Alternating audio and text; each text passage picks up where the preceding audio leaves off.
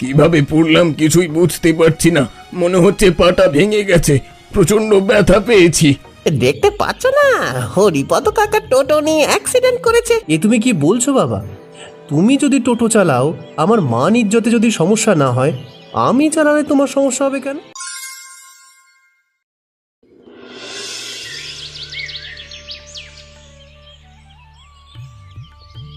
কি গো, এত ভোরবেলায় তুমি এখানে কি করছো? কি আর করব, টোটোটা একটু পরিষ্কার করছি, রাস্তা থেকে ময়লা লেগে গেছে। সেটা এত ভোরবেলা উঠে পরিষ্কার করতে হবে নাকি? আরো কিছুটা ঘুমিয়ে নিতে। রাস্তায় বের হতে হবে না, যদি আগে ভাগে পরিষ্কার করে না রাখি তাহলে তো রাস্তায় বের হতে দেরি হয়ে যাবে। তুমি কি এখনই রাস্তায় বের হতে যাচ্ছ? যত ভোরে বেরোবো তত দুটো পয়সা বেশি রোজগার করতে পারবো। কালকে তুমি অনেক রাত করে বাড়ি ফিরেছো, আজকে আবার এত ভোরবেলায় বেরোতে হবে না। আরো কিছুটা বিশ্রাম নাও, তারপরে বের হবে। না না, বিশ্রাম নেওয়া যাবে না, দুটো পয়সা বেশি রোজগার করতে পারলেই তো ভালো। ছেলেটা শহরে থাকে, হোস্টেলের টাকা দিতে হবে না। নিজের শরীরের দিকে একটু নজর দাও, পরে তো তোমার শরীর খারাপ করবে। আমার শরীর খারাপ করবে না, তুমি আমাকে নিয়ে এত চিন্তা করো না। কটা ভাত দাও, ভাত খেয়ে বের হয়ে যাই। আচ্ছা ঠিক আছে, তুমি গাড়ি পরিষ্কার করে হাত মুখ ধুয়ে আসো, আমি ভাত দিচ্ছি তোমাকে।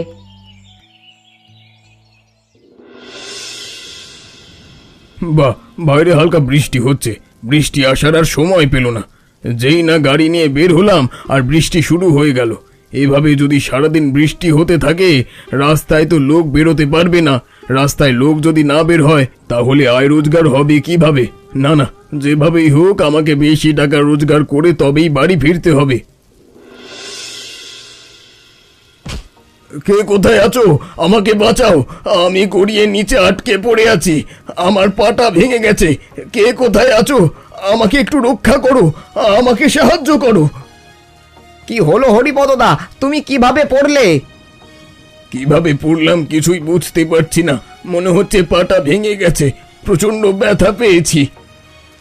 এমনিতেই দেখছো বৃষ্টি হচ্ছে, তার উপরে এই বৃষ্টির মধ্যে টোটো নিয়ে না বেরোলেই পারতে। গাড়িটাও ক্ষতি হলো, তোমারও ক্ষতি হলো। যখন বাড়ি থেকে বের হয়েছিলাম তখন তো বৃষ্টি হচ্ছিল না, কিভাবে যে এখানে পড়ে গেলাম। সামনে একটা গর্ত ছিল, গর্তের মধ্যে চাকা পড়ে গেছে, তারপর গাড়িটা উল্টে গেল। যা হওয়ার হয়েছে, চলো তোমাকে ফার্মেসিতে নিয়ে যাই, তারপর তোমাকে বাড়ি দিয়ে আসি। আর গাড়ির চিন্তা করো না, গাড়ি আমরা ঠেলে বাড়ি দিয়ে আসবো। নেমে আমাকে একটু ফার্মেসিতে নিয়ে যা, পাটা মনে হয় পুরো ভেঙে গেছে। বৌদি, ও বৌদি, কমলা বৌদি, কোথায় তুমি? এই এদিকে আসো, বিশাল বড় অঘটন ঘটে গেছে যে। কোথায়, ঘরে আছো? তাড়াতাড়ি এদিকে আসো, দেখে যাও, দেখে যাও। কি হয়েছে? এত মানুষ আমার বাড়ির উঠোনে? দেখতে পাচ্ছ না, হরিপদ কাকা টোটো নিয়ে অ্যাক্সিডেন্ট করেছে। তার পা ভেঙে গেছে। ভালো তো আমরা সবাই ছিলাম, সবাই তাকে উদ্ধার করে ডাক্তার দেখিয়ে এখন বাড়িতে নিয়ে আসলাম। হায় হায়, আমার এ কি সর্বনাশ হলো! কি হয়েছে তোমার, আর কোথায় লেগেছে বলো? তোমার শরীর এখন কেমন লাগছে? আরে আমাকে নিয়ে চিন্তা করো না, এখন অনেকটা ভালো লাগছে, তবে পায়ের মধ্যে প্রচন্ড ব্যথা করছে। ডাক্তার ওষুধ দিয়েছে, আশা করি খেলে ভালো হয়ে যাব। ভালো হব বললেই তোর হলো না, ভালো হতে কমপক্ষে 2 মাস সময় লাগবে। এর মধ্যে গাড়ি চালাতে পারবে না। কি করলে তুমি, কি করলে এটা? তোমাকে এত করে বলেছিলাম সাবধানে গাড়ি চালাবে। আজকে তোমার যদি আরো বড় কিছু হয়ে যেত তাহলে আমাদের কি হতো? কি করে কি হয়ে গেল কিছুই বুঝতে পারছি না, তবে উপরওয়ালা আমার সাথে ছিলেন, সেজন্য হয়তো বেঁচে আছি। আরে ছোট অ্যাক্সিডেন্ট হয়েছে, এত ছোট অ্যাক্সিডেন্টে কেউ মারা যায় না। টোটোর নিচে পড়ে মানুষ মারা যায় নাকি? ভাগ্য খারাপ থাকলে টোটোর নিচে পড়েও মানুষ মারা যায়। যাই হোক, আমার ভাগ্যটা ভালো। চলো চলো, তোমাকে ঘরে দিয়ে আসি। বিছানায় শুয়ে বিশ্রাম নিতে হবে, হাঁটতে পারবে না। কি হয়েছে? তোমাকে এত চিন্তিত মনে হচ্ছে কেন? কিছু বলতে চাচ্ছ নাকি? তুমি এমনিতেই অসুস্থ, তার উপরে যদি তোমার মাথার মধ্যে দুশ্চিন্তা ঢুকিয়ে দেই তাহলে তোমার শরীর যে আরো খারাপ করবে। তোমার শুনতে হবে না, তুমি বিশ্রাম নাও। কি হয়েছে আমাকে বলো। আমার শরীর আগের থেকে সুস্থ আছে। কতটা সুস্থ আছো সেটা তো নিজ চোখেই দেখতে পাচ্ছি। ওষুধ তো তোমার শেষ হয়ে গেছে, ওষুধ আনার পয়সা নেই। ওষুধ না খেলে কতখানি শরীর ভালো থাকবে সেটা বুঝতে পারছি। আমার আর ওষুধ খেতে হবে না, এখন আর ব্যথা নেই, মনে হচ্ছে ভালো হয়ে যাব। মাত্র 2 দিন ওষুধ খেয়ে ভালো হয়ে যাবে? কি আবোল তাবোল কথা বলছো তুমি? ঘরে পয়সা নেই, ওষুধ আনবে কি করে? আজকের জন্য শুধু চাল ছিল, কাল থেকে ঘরে আর চালও নেই। তার উপরে ছেলেটাকেও টাকা পাঠানো যাচ্ছে না। কি যে করব কিছুই বুঝতে পারছি না তো। তুমি একটু আশেপাশে গিয়ে দেখো কারো কাছ থেকে ধার পাও কিনা। আমি সুস্থ হয়ে গেলে পরিশোধ করে দেব। গিয়েছিলাম, কিন্তু কেউ ধার দিতে রাজি হচ্ছে না। তাহলে এখন কি করবে? তোমায় চিন্তা করতে হবে না, আমি কিছু না কিছু একটা করব। তুমি বিশ্রাম নাও, আমি তোমার জন্য খাবার নিয়ে আসছি।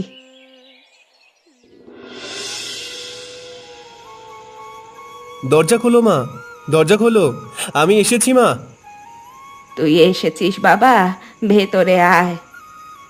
এত রাতে কে এসেছে কমলা? বাবা, আমি এসেছি। এত রাতে তুই কোথা থেকে এসেছিস বাবা?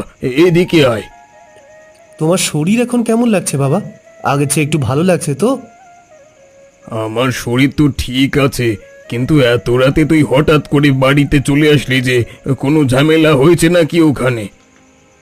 না বাবা, কোনো ঝামেলা হয়নি। তুমি অ্যাক্সিডেন্ট করেছো সেটা আজকে 3-4 দিন হয়ে গেল, আর আগে কেন জানাওনি? আমি অ্যাক্সিডেন্ট করেছি সেটা জেনে তুই বাড়ি এসেছিস? কে জানলো তোকে? কি গো কমলা, তুমি রাহুলকে খবর দিয়েছো? হ্যাঁ, আমি রাহুলকে আসতে বলেছিলাম। বাড়ির এ অবস্থা, এখন যদি রাহুল এখানে না আসে কিভাবে চলবে? এটা কোনো কাজ করলে? ছেলেটার পড়াশোনা আছে, সেই সব রেখে বাড়িতে চলে আসলো। আমাকে নিয়ে চিন্তা করতে হবে না, আমার পড়াশোনার ক্ষতি হবে না। হ্যাঁ, এখনই সব কথা বলে ফেলবে নাকি তোমরা? ছেলেটা শহর থেকে এতটা রাত করে বাড়ি ফিরলো, হাত মুখ ধুয়ে ফ্রেশ হবে, কিছু খাবে, তা না কথা শুরু করে দিয়েছো। যা যা বাবা, তুই হাত মুখ ধুয়ে আয়, তোর মা তোকে খাবার দিচ্ছে। কি করছিস রাহুল তুই? কি আর করব, টোটোটা তো ভেঙে পড়েছিল, বাজার থেকে ঠিক করে আনলাম, এখন একটু ধুয়ে পরিষ্কার করে নিচ্ছি। আমার সুস্থ হতে এখন অনেক দিন সময় লাগবে, এর মধ্যে তো আমি টোটো চালাতে পারবো না। তো ঠিক করার দরকার ছিল না, আমি নিজেই পরে ঠিক করে ধুয়ে নিতাম। আমি তো তোমার জন্য ঠিক করিনি। আমার জন্য ঠিক করিসনি? তাহলে কি তুই এই টোটো বিক্রি করে দিতে চাচ্ছিস? না না, এই টোটো বিক্রি করা যাবে না বাবা, এই টোটোটা দিয়েই তো সংসার চলে। না না বাবা, তুমি ভয় পেও না, আমি এই টোটোটা বিক্রি করব না। এখন থেকে এই টোটোটা আমি নিজেই চালাবো। তুই কি পাগল হয়ে গেছিস নাকি? তুই শহরে পড়াশোনা করছিস, পড়াশোনা শেষ করে ভালো চাকরি করবি, তুই কি না গ্রামে টোটো চালাবি? আমার মান ইজ্জত কিছু থাকবে? এ তুমি কি বলছো বাবা? তুমি যদি টোটো চালাও, আমার মান ইজ্জতে যদি সমস্যা না হয়, আমি চালালে তোমার সমস্যা হবে কেন? তোকে কি আমি এই টোটো চালানোর জন্য এত কষ্ট করে মানুষ করেছি? কোনো কাজ ছোট নয় বাবা, তুমি আমাকে পড়াশুনো করিয়েছো, পড়াশুনো করে আমি এটাই শিখতে পেয়েছি। আমি এত কথা শুনতে চাই না, আমি তোকে যেটা নিষেধ করছি সেটা কোনোভাবেই করা যাবে না। যাও তবে বাবা, তুমি ঘরে যাও, তুমি ঘরে গিয়ে বিশ্রাম নাও। আমি কি করব না করব সেটা আমি নিজেই ভেবে নিচ্ছি। এসব তুমি কি বলছো নিমাই? সত্যি বলছো নাকি মজা করছো? আরে আমি তোমার সাথে মজা করব কেন? আমি নিজে চোখে দেখে এসেছি এবং আমি সেই টোটোতে চড়ে বসেছি। হরিপদ সব সময় ছেলেকে নিয়ে গর্ব করত, শহরে পড়াশোনা করছে, বিশাল বড় চাকরি করবে, তার দুঃখ কষ্ট একদিন শেষ হয়ে যাবে। সেই ছেলে কিনা এখন শহর থেকে ফিরে গ্রামে টোটো চালাচ্ছে। আমার মনে হয় কি শহরে পড়াশোনা করেনি, না হলে একটা পড়াশোনা করা ছেলে কোনোদিন তো গ্রামে এসে টোটো চালাতে পারে না। তাহলে নিশ্চয়ই এতদিন বাড়িতে মিথ্যে বলেছে। আমার মনে হয় ওই ছেলে শহরে টোটো চালাতো, গ্রামে মিথ্যে বলতো। হবে হয়তো সেরকম কিছু। পড়াশোনা করলে এখন তো শহরে ভালো চাকরি করতো কিনা। যাক, হরিপদদার এখন বড় বড় কথাগুলো শেষ হয়েছে। আগে তো দোকানে আসলেই তার বড় কথার কোনো কমতি থাকতো না। আমাদের ছেলেরা গ্রামে কাজ করে, টোটো চালায়, সেটা নিয়ে অনেক হাসি ঠাট্টাও করেছে। সেটাই তো বলছি, শেষ পর্যন্ত এখন তার ছেলে টোটো চালাচ্ছে। হঠাৎ করে তোমার আবার কি হলো? শরীর খারাপ লাগছে নাকি বেশি? হঠাৎ করে কি হলো কিছুই বুঝতে পারলাম না, মাথাটা প্রচণ্ড ঘুরাচ্ছে। রান্না বান্না শেষ করেছো নাকি? রান্না বান্না শেষ করতে পারিনি, গতকাল রাত থেকেই শরীরটা খারাপ লাগছিল। ভেবেছিলাম রান্না বান্নাটা করে কোনোভাবে তারপর একটু বিশ্রাম নেব, কিন্তু তার মধ্যেই তো শরীর অসুস্থ হয়ে পড়লো। গতকাল থেকেই যেহেতু তোমার শরীর খারাপ করেছে, সেহেতু তোমার আজকে রান্না বান্না করা উচিত হয়নি। আমি রান্না বান্না না করলে তোমরা দুজনায় খাবে কি? তাও তুমি একটা ঠিক কথা বলেছ। আমি বলি কি, ছেলেটাকে এবার বিয়ে করিয়ে দিই। বাড়িতে এখন একটা বউয়ের দরকার। তুমি আমি দুজনেই অসুস্থ, এভাবে তো আর সংসার টিকে থাকবে না। ছেলেটা এখনো পড়াশুনো শেষ করতে পারলো না, এর মধ্যে ছেলেটাকে বিয়ে করিয়ে দিব? তোমার ছেলের আর পড়াশোনা করতে হবে না, তোমার ছেলে তো এখন টোটো চালাচ্ছে, বিয়ে করিয়ে দিলে সমস্যা নেই। ছেলেটার সাথে একবার কথা বলে নেওয়া ভালো ছিল না? ছেলের সাথে কথা বলতে হবে না, আমি যেটা বলছি সেটাই হবে। তুমি একটু সুস্থ হলে ছেলের জন্য মেয়ে দেখা শুরু করো, ছেলেকে আমি বিয়ে করিয়ে দেব এবার। আচ্ছা ঠিক আছে, তাও আমি একবার রাহুলের সাথে কথা বলে দেখি। আমি বলেছি না কথা বলতে হবে না, আমি যেটা বলেছি তুমি সেটা করো। হয়েছে, শরীর খারাপের মধ্যে তুমি আর আমাকে জ্বালাতে এসো না তো, আমাকে একটু বিশ্রাম নিতে দাও। শোনো মা কবিতা, আজকের থেকে তুমি এ বাড়ির বউ। আমার একটা মাত্র ছেলে, পরিবারে আমরা খুবই অল্প মানুষ। ছেলেটা আমার টোটো চালাচ্ছে, তার জন্য যে অশিক্ষিত এমনটা নয়। ছেলে শহরে পড়াশুনো করে, হয়তোবা ওর বাবা ঠিক হলে আবারও শহরে চলে যাবে। আশা করি তুমি আমাদের পরিবারটাকে আগলে রাখতে পারবে। আপনি কোনো চিন্তা করবেন না মা, আমি আপনাদের এই পরিবারটা আমার নিজের মতো করেই আগলে রাখবো। এখন থেকে এই পরিবারটি আমার পরিবার। তোমার কথা শুনে আমি মনে কিছুটা শান্তি পেলাম। কোনো কিছুতে সমস্যা হলে তুমি সবার আগে আমাকে জানাবে। অবশ্যই মা, সবার আগে সবকিছু আমি আপনাকেই জানাবো। আপনাকে না জানিয়ে আমি কোনো কাজ করব না। সব কিছু আমাকে জানাতে হবে এমন কোনো কিছু নয়, তুমি নিজে থেকে চাইলেই কাজ করতে পারো, কিন্তু কোনো সমস্যার সম্মুখীন হলে সেটা অবশ্যই আমাকে জানাবে। ঠিক আছে মা, কোনো ধরনের সমস্যায় পড়লে অবশ্যই আপনাকে জানাবো। রাহুল, কবিতা এ বাড়িতে নতুন এসেছে, নতুন বউ হয়ে এসেছে, আমার মেয়ে হয়ে এসেছে। বৌমার যেন কোনো সমস্যা না হয়। এখন থেকে বৌমার দায়িত্ব কিন্তু তোর ওপরে। তার বাবা মা তোকে বিশ্বাস করে তোর হাতে তাদের মেয়েকে তুলে দিয়েছে, সেই সম্মান সব সময় বজায় রাখবি। অবশ্যই মা, আমি তোমাদের সম্মান এবং তাদের সম্মান, সবার সম্মান বজায় রাখবো। মনে থাকে যেন, দ্বিতীয়বার আমায় যেন আর কখনো বলে দিতে না হয়। ঠিক আছে মা, মনে থাকবে। তোমার আদেশ কখনো আমি অমান্য করব না। আচ্ছা ঠিক আছে, একটু পরে আমি খাবার দিচ্ছি, তোরা খাবার খেতে চলে আসিস। কি হয়েছে? তুমি এভাবে চিন্তিত হয়ে এখনো দাঁড়িয়ে আছো কেন? তোমার না টোটো নিয়ে বেরিয়ে যাওয়ার কথা? না না, তেমন কিছু না। আমি তো যাচ্ছিলাম, একটু এখানে দাঁড়িয়েছি আর কি। আমি নিজে দেখতে পেলাম এখানে অনেকক্ষণ তুমি দাঁড়িয়ে আছো, কোনো কথা বলছো না, এক ধ্যানে কি একটা চিন্তা করছো। নিশ্চয়ই তুমি কোনো দুশ্চিন্তার মধ্যে আছো। আমাকে বলো তো কি হয়েছে? কি হয়েছে তোমাকে কি যে বলি। কি হয়েছে আমাকে বলোই না, তারপর দেখছি। গ্রামে টোটোর সংখ্যা অনেক বেড়ে গেছে, মানুষজন কমে গেছে। চাইলেই এখন আর টোটোতে লোক ওঠে না, তার উপরে ঠিকঠাক টাকাও দেয় না, ভাড়াও কমে গেছে অনেকটা। এভাবে তো আর সংসার চলে না। তুমি তো আবার শহরের দিকে চলে যাবে বাবা সুস্থ হলে, তারপর তিনিই দুটো পয়সা রোজগার করলেই হবে। তুমি শহরে একটা চাকরি নিয়ে নিও। তা না হয় যাওয়া যাবে, কিন্তু বাবা সুস্থ হতে এখনো অনেকটা দেরি। ডাক্তারের সাথে কথা বলেছি, সংসারটা তো চালাতে হবে এখন আমার। আমার মাথায় একটা বুদ্ধি এসেছে, তুমি এই কাজটা করে দেখতে পারো। আশা করি তোমার টোটোর কদর লোকের কাছে অনেক বেড়ে যাবে। কি এমন বুদ্ধি আছে তোমার কাছে বলো তো, যার জন্য আমার টোটোর কদর বেড়ে যাবে বলছো? আমি তোমাকে কিছু জিনিসের লিস্ট করে দিই, এগুলো তুমি বাজার থেকে নিয়ে আসবে। সাথে কিছু সবজির কথা বলছি, এগুলোর চারা নিয়ে আসবে। এসব তুমি কি বলছো? সবজির চারার সাথে টোটোর সম্পর্ক কি?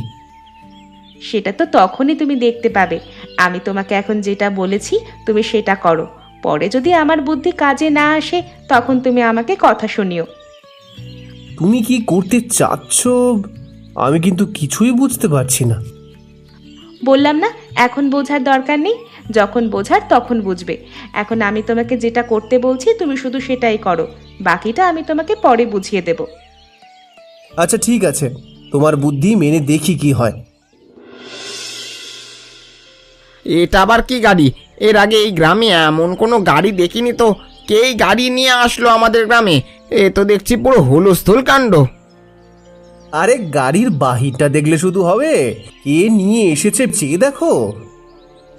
এ কি রাহুল, তুমি আবার এ গাড়ি কোথা থেকে নিয়ে আসলে? এরকম গাড়ি এর আগে কখনো তো আমরা দেখিনি। নিশ্চয়ই শহর থেকে নিয়ে এসেছো, তাই না? কদিন আগেও তো তোমরা আমাকে অপমান করেছিলে, হাসি ঠাট্টা করেছিলে, এখন আবার এ গাড়ি দেখে অবাক হচ্ছ? এত সুন্দর গাড়ি নিশ্চয়ই অনেক টাকা দাম নিয়েছে, তাই না? কয় টাকা দাম নিয়েছে সেটা জেনে তোমাদের লাভ নেই। তোমরা এই গাড়িতে উঠতে পারবে না। এই গাড়িতে উঠতে হলে খরচা আছে, সবাইকে এই গাড়িতে উঠাই না। কি বলছো? এত সুন্দর গাড়ি দেখে তো মনে হচ্ছে টোটোই। টোটো হলে টোটো, কিন্তু সাধারণ কোনো টোটো নয়। আর সাধারণ লোকজন এ গাড়িতে আমি উঠাই না। এ গাড়িতে উঠতে হলে স্বাভাবিক ভাড়ার চাইতে বাড়তি ভাড়া গুনতে হবে। এত সুন্দর গাড়িতে চড়ে যদি কোথাও বেড়াতে যেতে পারতাম তাহলে তো অনেক ভালো লাগতো। আগে ভালো করে দেখো পকেটে পয়সা আছে নাকি। পয়সা থাকলে অবশ্যই উঠতে পারবে। কালকে সকালেই আমি টাকা নিয়ে সবার আগে তোমার বাড়িতেই উপস্থিত হব। এই গাড়িতে আমি উঠব। সেটা কালকে সকালেই দেখা যাবে। এখন তাহলে তোমরা টাকার ব্যবস্থা করো, আমি যাই।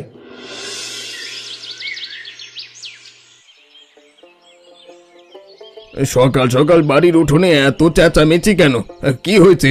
তোমরা এত লোক আমার বাড়ির উঠোনে জড়ো হয়েছো কেন? কোনো সমস্যা হয়েছে নাকি? না না বাবা, কোনো সমস্যা হয়নি। এরা সবাই আমার এই টোটোতে উঠবে, সেই জন্যই এসে সিরিয়ালে দাঁড়িয়েছে। এইসব তুই কি বলছিস? টোটোতে ওঠার জন্য লোক আমাদের বাড়িতে এত সিরিয়াল দিয়ে দাঁড়িয়ে আছে? তুমি ভালো করে টোটোর দিকে একটু চেয়ে দেখো, চেহারাই তো পাল্টে গেছে। এ কি টোটোর এ কি অবস্থা হয়েছে? এত সুন্দরভাবে টোটো সাজিয়েছিস তুই। আমি কিছুই করিনি, সবই তোমার বৌমার বুদ্ধি। সেই আমাকে বাড়তি রোজগার করার জন্য এই বুদ্ধিটা দিয়েছে। এ তো দেখছি খুবই ভালো বুদ্ধি। লোকজন সবাই হুমড়ি খেয়ে পড়ছে গাড়িতে ওঠার জন্য, তার উপরে ছাদ আবার সবজি চাষ করেছে। এটা দিয়ে তো আরো বাড়তি রোজগার হবে, ঘরের খাবার হয়ে যাবে।